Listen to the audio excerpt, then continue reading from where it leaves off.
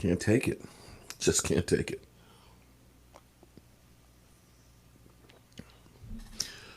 Good morning, friends. Mark Holmes here with my buddy Cowboy Joe Boo as well as Joe Bear in the house. And as always, I want to thank you guys for watching, commenting, subscribing, and being part of the Joe Boo Sports Report. Without you guys, this doesn't work without you guys. So let's get open for business here and let's wake up those football gods. Wake up here this morning, guys.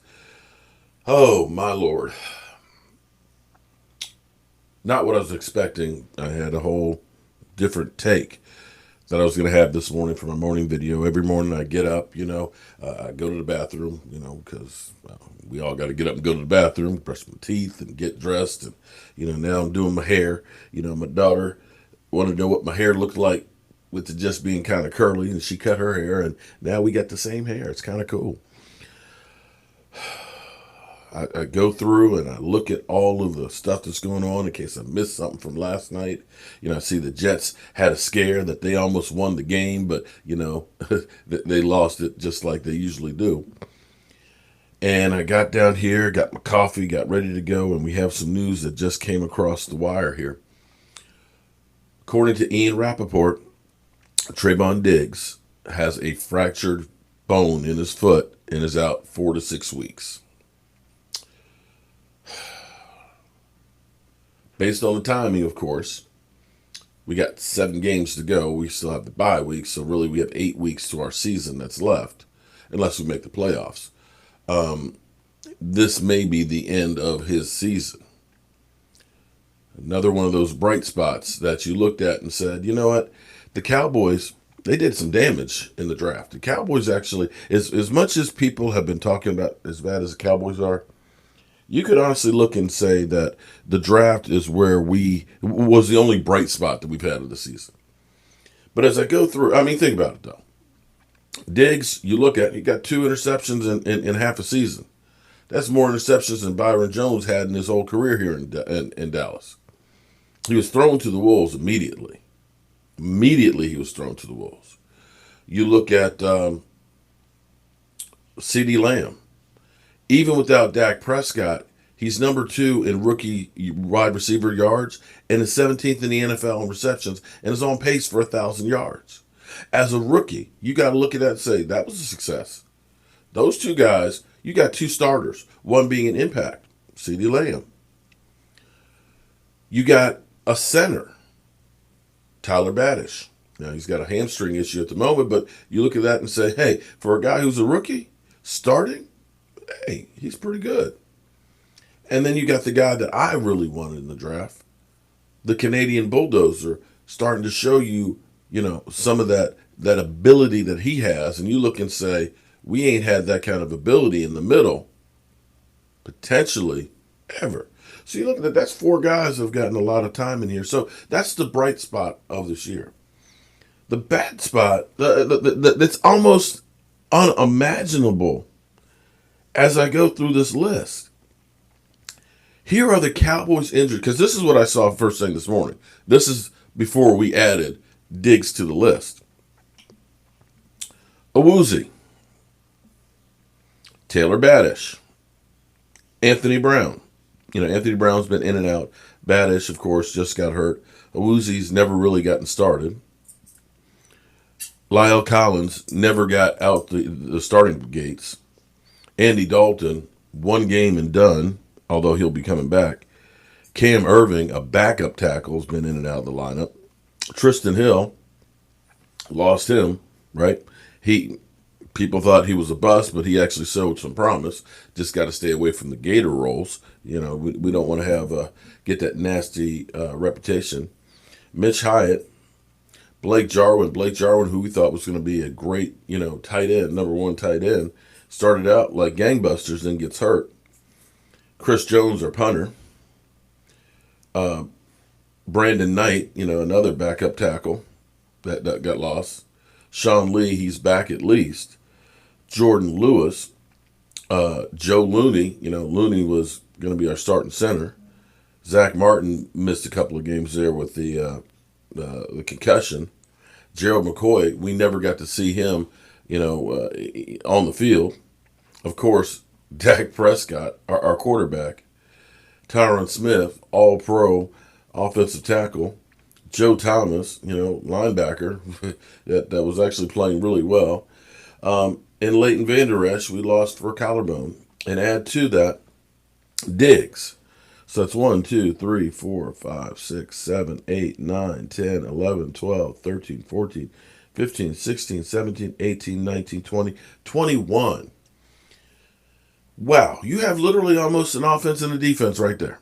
You literally have almost an offense and a defense there. And we could add to this, too, that we got rid of Don Poe, as well as Daryl Worley and Emerson Griffin. That's 24 guys that you thought that you were going to be able to use on a season that have missed some, if not all, of the season.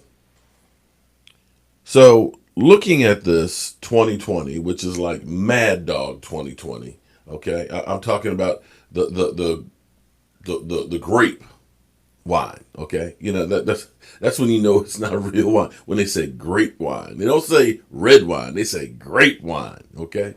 And I'm gonna tell you, don't ever drink Mad Dog 2020. It's as bad as the year 2020. Trust me.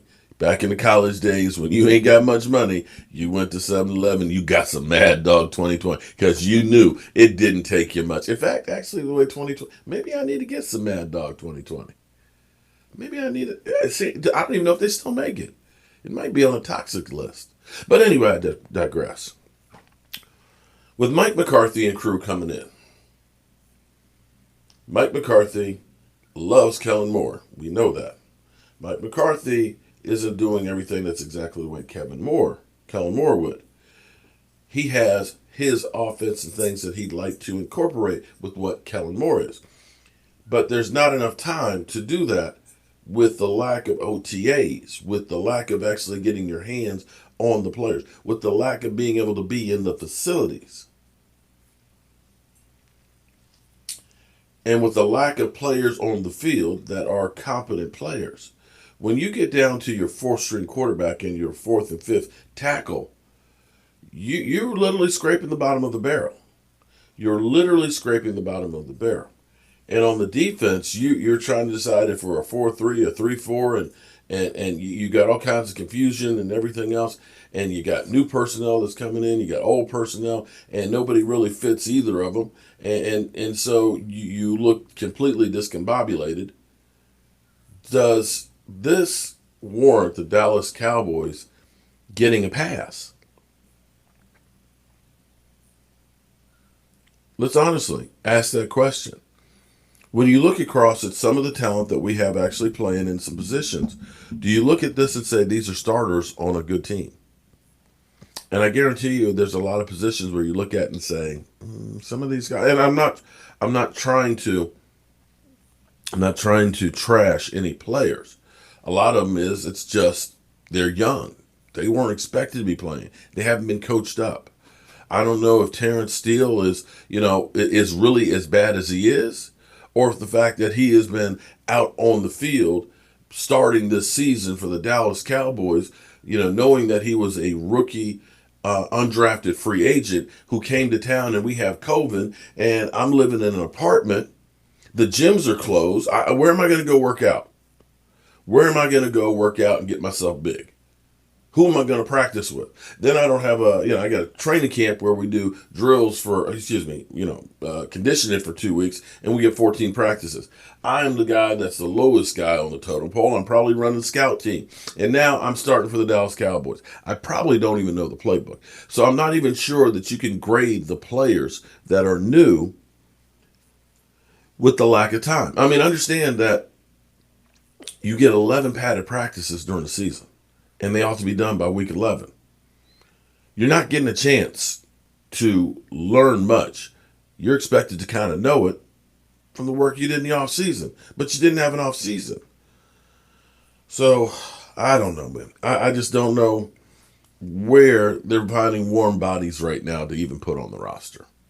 And I think at this point you got to look at it and say the Cowboys get a pass. The crazy thing, here's the crazy thing. We think of ourselves, we're the Cowboys. We're the Dallas Cowboys, and we're up here. We're a good team and stuff. But as we look at the Jets, who almost got a game last night, almost got a game. If it wasn't for Nick Folk kicking a 51-yard field goal, they would have gotten the win. We have, I think it's the same record. I'm going to say in the last 22 games, we're 7-15. The exact same record as the Jets. 7-15 in the last 22 games.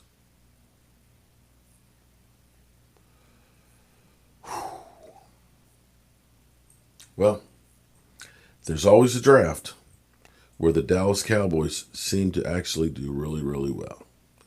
I'm Mark Holmes, and I got a lot of work to do today. Got to go see my mama, put that railing up on her house. I got to work on some stuff here, and of course, keep you up to speed with the Dallas Cowboys. And again, Diggs out 4 to 6 weeks, fractured bone in his foot. I'll see you guys later. Make sure you subscribe to the channel.